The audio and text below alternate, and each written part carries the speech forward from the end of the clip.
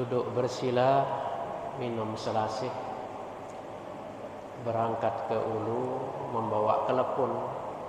Saya ucapkan terima kasih kepada MC. Sekarang tugas saya memegang mikrofon.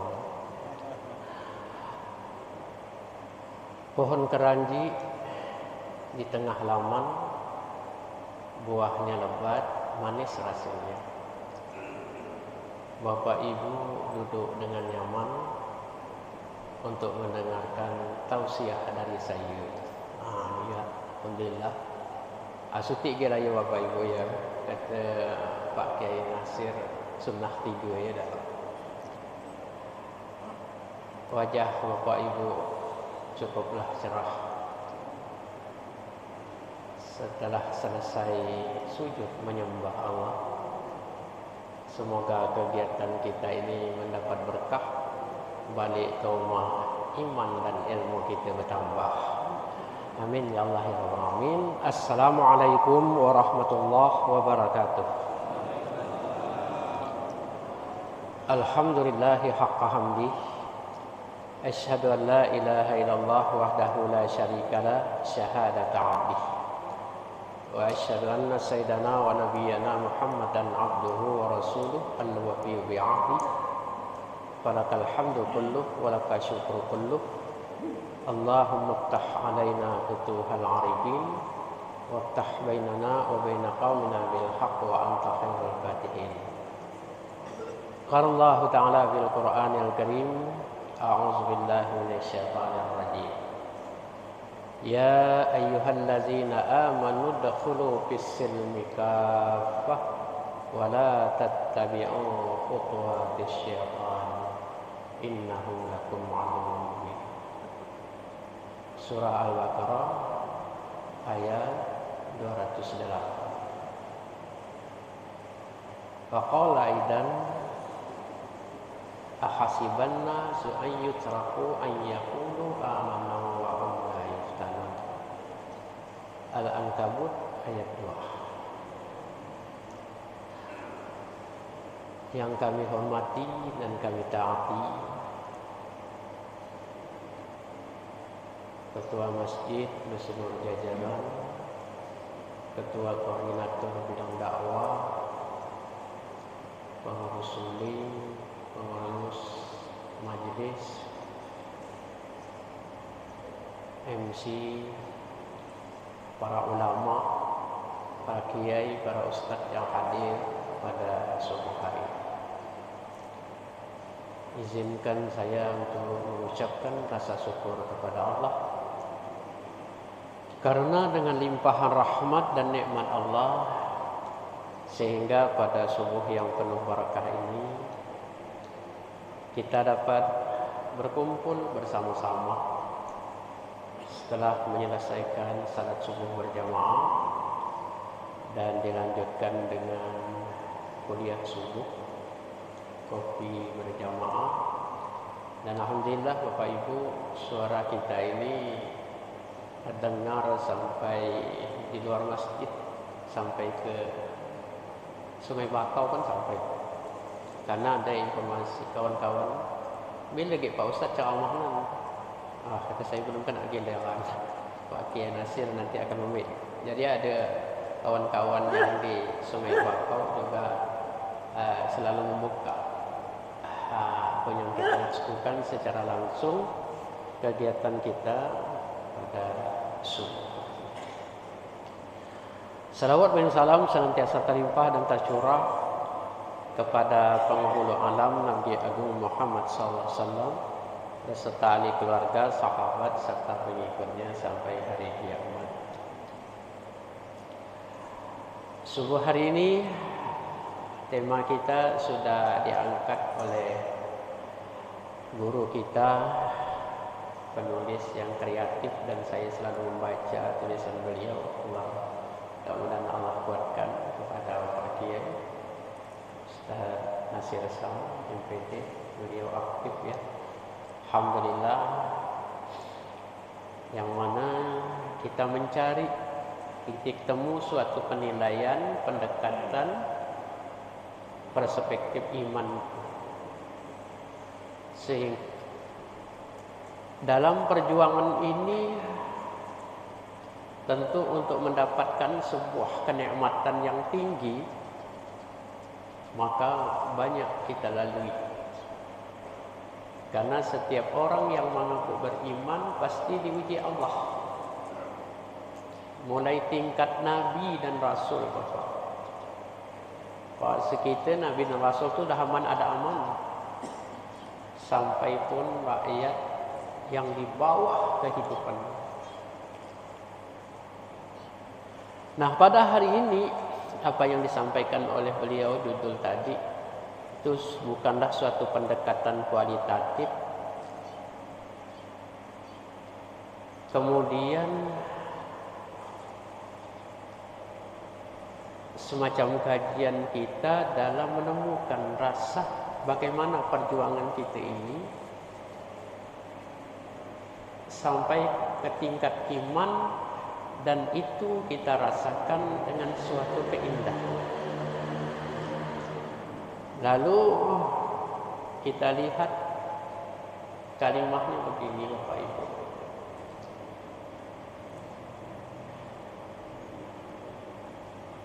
Hidup dengan iman akan menjadi terarah. Hidup dengan ilmu akan menjadi mudah, dan hidup dengan seni akan menjadi indah. Di sinilah nanti kesimpulan dari perspektif iman itu. Iman akan terarah, ilmu akan menjadi mudah, dan seni akan menjadi indah. Di sini saya menggambarkan seperti ikan di dalam lautan. Bapak Ibu kalau pergi ke pantai akan merenung seekor ikan yang di laut. Hidupnya di air asin, tumbuh berkembang di air asin, membuat anak keturunan di air asin, sampai seluruh makan minum pun di air asin. Tetapi ikan tadi, Pak, dagingnya tidak terasa asin. Lalu timbul pertanyaan kita, mengapa ikan itu tadi dagingnya tidak asin? Sungguh pun hidup di dalam air asin. Dan lebih hebat lagi, makan minum dengan air asin, tapi tidak pernah kena serang darah tinggi. Itu lebih hebat, Pak. Ini boleh belajar dengan ikan. Hidup dalam air asin. Kita bukan hidup dalam air asin, tapi sekali detensi 300, 280 sampai tegang kepala begini. Ini belajar dengan ikan yang dalam perspektif keimanan tadi, nilai. Nah, jawaban-jawaban kita mungkin secara biasa saja, Bapak Ibu. Mengapa ikan tadi itu di dalam air asin, hidup dalam air asin, berkembang biak dalam air asin, makan minum asin, dan dia tidak pernah kena dagingnya? Jawabannya tidak terpengaruh dengan air itu dagingnya. Karena apa? Karena ikan itu hidup. Jadi seorang yang hidup di dalam iman akan terarah, Pak. Tidak ada masalah. Maka ada imam selalu berdoa apa? Allahumma ahyina bil iman. Kata makmum, amin. Ya Allah, hidupkan kami dengan iman. Makmum yang tak beriman pun ngaminkan ke Allah. Saya pun heran itu. Wa amitna bil iman, kata imam tadi. Kata makmum, amin. Matikan kami dalam iman. Padahal yang ngaminkan ada yang mabuk berjudi apa. Heran gitu ya. Itu luar biasa. Wahsona bil iman, bangkitkan kami dalam iman. Amin. Wa khaddim lana minal jinni ma'al iman, minta cegahkan kami daripada jin pengaruh dengan iman. Wa adkhilnal jannata ma'al iman, dan masukkan kami berserta iman. Amin, gitu makmum tadi. Luar biasa. Aku aminkan jalan apa? Karena aku Bapak Ustaz, tak yaminkan kami, tak tahu artinya, tak tahu bahasa Arab. Pokoknya kami dengar imam itu baca, ngaminkan jalan. Cukup, Pak. Jangan kita ini untuk ngaminkan pun tak mampu, kan mulas segapanya. Usahakan membaca atau memaknakan, nolong ngaminkan imam saja ada yang tidak mau. Bahkan kadang-kadang tangannya diletakkan di atas lutut. Kata Allah, malaikat usahakan diberi, ada diberi mata tangan pun dah terangkat ayat. Jadi harapan itu kalau kita begini Pak, ini serius nih Pak. Kalau bapak-bapak ngaminkan besok imamnya gini, berarti harapannya tinggi luar biasa. Dan permintaannya sangat serius. Kalau direndahkan sikit, berarti sedang-sedang. Kalau diginikan, berarti dah cukuplah hidup dia. Tapi kalau diletakkan di atas lutut, antara maut dengan ada. Diberi ada, kan kata malaikat, beri ada ya Allah. Ngapa? Karena tangan di atas lutut. Saya diberi. Kata. Jadi kalau imam gini, kalau makmum besok Pak angkat gini Pak, baru muncul dah ada doa tadi itu ada nilai. Karena antara tangan dengan hati ini ada sentuhan Pak. Ini kaum ahli sunnah jamaah seperti itu Pak. Pokoknya kalau ngangkat seperti ini. Maka kita heran kalau di Masjidil Haram di depan Ka'bah, orang Indonesia ngangkatnya begini-gini ya Pak. Mau yang lain Allah macam kesarungan kita melihatnya. Berarti serius mana Pak? Orang kita pun tak mau kalah ke Allah di belakang orang tua tadi. Kata aku ke hidung pesek tapi Allah. Ini luar biasa Pak. Kenapa? Untuk mendapatkan tadi nilai. Nah, kalau ikan itu hidup di dalam air yang asin, karena dia tidak terpengaruh, karena dihidup, ada iman, maka tidak terkontaminasi dengan apa yang ada di lingkungan dia tadi Pak. Nah, itulah Pak sebuah iman tadi. Untuk melihat bagaimana kita mengatasi itu tadi. Pandangan dari sudut pandang. Satu, kita letakkan air asin dalam akuarium, masukkan ikan tadi Pak. Ada 3 kita akan memberikan penilaian di situ. Pertama, kita membaca ikan yang di dalam air akuarium tadi tidak terpengaruh dengan air asin karena ikan itu hidup. Lalu kita orang yang Islam ini yang setiap pagi petang bersahadat, lalu mau diletakkan ke mana iman kita tadi? Tadi bersahadat. Nah, posisinya tadi kalaupun kita bersahadat 24 jam 5-6 kali tapi masih melanggar iman tadi Pak, berarti masih kalah dengan ikan tadi itu kita. Nah, itu yang kita baca penilaian itu Pak. Nah, posisi ayat yang kita bacakan tadi itu memang harus kondisi yang dasar. Ya ayyuhallazina amanu dukhulu fis-silmi kafah. Ini tempat dasar Pak. Kalau buat rumah itu harus ada tongkat dasar. Wahai orang Islam yang beriman, masuk Islam itu secara kafah. Dimasuk dulu orang yang beriman ini. Ya, Islam ini sudah kuat. Kalau kita buat bangunan itu, di bawah ini, tapak-tapak ini, karena ditacapkan ke atas bumi, itu harus kuat dulu Pak, supaya bangunan itu kokoh. Makanya iman itu digambarkan seperti akar tunjang yang menancap ke dalam bumi. Pokok kayu itu kalau diterpa angin, tidak akan roboh Pak, karena akar tunjang itu sangat kuat. Maka kemarin itu ya Pak Kiai menanam pohon matua. Mengapa ditanam pohon matua? Kata Pak Kiai Nasisam. Kadang kata Pak Menteri, pohon matua itu akar tunjangnya kuat dan bisa menyerap air. 1 juta Pak nanam kemarin Pak. Entah cukup ada. 1 juta pohonnya luar biasa. Penghijauan se-Indonesia. Nah, lumayan lah. Kalau 1 juta ditanam beranak-anak luar biasa. Nah, yang kedua, kita ambil hikmah di dalam pandangan kita dalam ikan tadi. Karena ada ilmu lah Pak, hidup kita ni menjadi mudah. Nah, harga ikan Pak kalau sudah dimasukkan ke dalam akuarium itu kan dengan ilmu desainnya. Bagaimana mengkoleksi akuarium yang cantik indah. Harganya jadi mahal. Padahal ikan itu kalau dimasukkan ke dalam belanga paling-paling sepotongnya 5.000. Tapi karena ilmu memoles menjadi indah, ikan itu dimasukkan di tempat yang cantik dan terukir, maka harganya sampai ratusan juta. Sebab apa? Ilmu yang mengatur Pak. Mudah. Makanya tidak mengherankan mengapa seorang walid itu sampai ratusan juta. Walid tidak menjadi hormat dibangun macam indah pun kan tidak ngerti. Tapi di situ ada hasil yang akan diambil. Maka hasil itulah sehingga orang tidak rugi membangun begitu mahal, karena nanti hasil yang akan dipanen itu akan ratusan juta. Padahal walid tidak menjadi hormat Pak, dan menjadi menjadi dia terangkat karena dibangunkan dengan yang indah, kan dia ngerti Pak masalah itu. Cuman karena ada sudut ilmu yang membawa terarah sehingga mudah hidup kita untuk mendapatkan barang. Nah, maka di sini kaitan kita penilaian itu. Yang ketiga, di dalam ikan itu ada nilai-nilai keindahan Pak. Maka hidup ini kalau tidak ada seni, tidak ada indahnya Pak. Cobalah Bapak, misalnya azan, Allahu Akbar, Allahu Akbar, Allahu Akbar, Allahu Akbar. Kata Pak Imam, ya Allah muazzin, kau ni katanya kena sakit saraf apa? Kena. Kan tak ada seni Pak ya. Maka digelindingkan sikit Allahnya.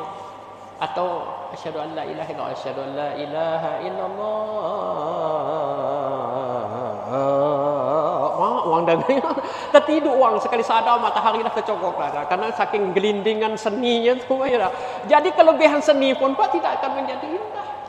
Jadi di seni itu disenang-senang macam Pak Imam ya Mak. Ngimam itu Pak. Kalau udah lebih seninya makmum dia kata imam. Mulai ya imam itu ngademnya nah. Alhamdulillahirabbil alamin. Nah, udah Pak. Kalau imam sembahyang kalau gaya macamnya Pak ditinggalkan makmum besok. Karena imam itu standarnya enggak begitu banyak gayanya. Tapi yang penting makmumnya tak rasa nyaman. Nah, gitu cara imam kata orang yang dulu belajar bayu-bayu. Karena apa? Kalaulah imam itu membaca surah kuliah saja Pak, surah Al-Kafirun, karena antara seni suara yang dikeluarkan oleh imam tadi itu tidak ada keindahan Pak, kita mendengarkan surah Al-Kafirun itu terasa panjang Pak, terasa panjang. Kok tak ada Bapak uji apa yang saya omongkan? Tah besok suruh dia yang jadi imam baca surah kuliah Pak, ayat kuliah yang dibacanya itu Pak, mun saya merasa panjang benar Pak. Tapi misalnya Ustaz Heri membaca Tabarakalladzi Pak, karena seninya itu cantik, rasa kita tu masih panjang surah kuliah dari Tabarakalladzi kan gitu Pak ya. Nah, itu Bapak caralah. Di situ. Maka seni itu perlu Pak. Keindahan dan memoles supaya menambah iman kita itu ada nilai, ilmu kita itu ada nilai, dan seni tadi ada nilai. Maka ketika kita melihat ikan yang dimasukkan ke akuarium tadi ada seni. Ditambah senik, ditambah airnya, ditambah air mancurnya, kemudian tempatnya itu pakai terbuat dari jati. Ada ingat game Pak sembahyang loho asana tentang nengok bendanya enggak cenoh lah jangaknya ratusan juta Pak. Orang azan tak kedengar dah Pak, sampai-sampai tak sembahyang melihat tempat benda itu karena seninya keindahan. Nah, begitulah sebuah iman. Jadi iman yang kokoh dibangun dengan Islam yang kuat sebagai fondasi, maka iman itu bergerak. Allah pun menguji dah dalam surah Al-Ankabut. Bolak-balik keimanan untuk meningkatkan rasa keimanan kita. Maka mudah-mudahan kita dapat belajar dengan ikan tadi. Pertama, ikan itu menunjukkan nilai kesenian karena orang melihatnya sangat indah. Yang kedua, ikan itu tidak pernah kena sakit darah tinggi karena walaupun makan air garam ya. Nah, kedua, pandangan kita kepada Allah menciptakan satu nilai yang sangat luar biasa kepada seekor semut. Semut itu sampai ada dalam Al-Quran surah An-Naml, surah semut. Nah, ciri-ciri semut itu Bapak Ibu, setiap bertemu dia tetap mengantukkan kepalanya. Nah, jadi kalau dalam bahasa kita tuh silaturahimnya supaya salaman gitu. Ketemu lagi salaman, padahal ketemu 3 kali pun disantuknya lagi karena tidak tahu karena warnanya hitam semua. Nah, itu nilai yang apa lah Pak? Untuk mencairkan pemikiran kita yang rasanya kusut, hati kita yang bergelora, iman kita ini agak menurun dengan adanya santukan-santukan itu tadi, maka mencair. Sehingga terasa tenang lah, nyamannya, rasa bersalaman dengan Pak Kiai, dengan Pak Imam, dengan Pak Ustaz, para tuan guru, diberikan doa. Yang kedua, semut itu Bapak Ibu, setiap dia mendapatkan makanan satu biji, dia tetap mencari kawannya dulu. Baru dikumpulkannya kawannya, diseretnya makanan yang selumah tadi, baru dibawanya ke tempat yang aman sedikit dari gangguan manusia. Yang ketiga, semut itu Bapak Ibu senangnya berada di dalam gula. Diam di dalam gula, semut itu tidak pernah kemana-mana di dalam gula. Bahkan sampai mati dalam gula. Dan yang keempat, semut itu tidak pernah diserang penyakit diabetes. Itu yang anehnya Pak. Itu hebat Pak. Makan dalam gula, tidur dalam gula, segala macam gula, tapi tak pernah kena serang penyakit gula. Tanya Bapak, belajar dengan semua. Ya, mudah-mudahan dapat itu. Terakhir, sudah ya Pak ya, hari dah terang. Bapak Ibu yang dimuliakan Allah, mudah-mudahan ada dua penilaian contoh tadi. Pertama, kehidupan kita untuk mendapatkan nilai iman yang kuat, maka dipoles amal kita ini menjadikan suatu keindahan.